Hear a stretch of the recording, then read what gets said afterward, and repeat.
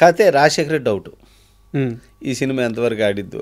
ఈ సినిమా చూస్తే హీరో ఏమో ఒకే డ్రెస్ వేసుకొని ఉన్నాడు, కింద కూర్చుంటాడు, ఇవన్నీ హీరోయిన్ పట్టుకోడు.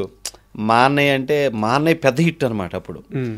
ఆ సినిమా అంత పెద్ద హిట్ సినిమా ఇక్కడ చేస్తే యావరేజ్ అయింది, ఇదేమో యావరేజ్ సినిమా, ఇదేంది నా కర్మ, అందరికేమో సూపర్ హిట్లు ఇచ్చాడు చౌదరి గారు అని ఈ రాజశేఖర్ గోల.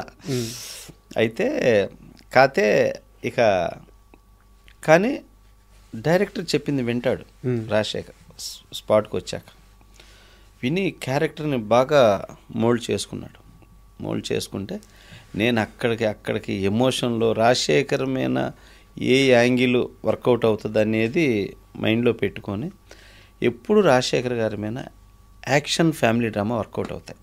అతని హిట్ సినిమాలు అన్నీ తీసుకోండి, ఒక అంకుశం కానీ, ఒక ఆగ్రహం కానీ, ఒక మన ఆయన చేసిన మగాడు కానీ, నేను చేసిన సింహరాజు కానీ, ఎవడైతే నాకేంటి కానీ, ఇవన్నీ కూడా emotion drama, emotion family drama.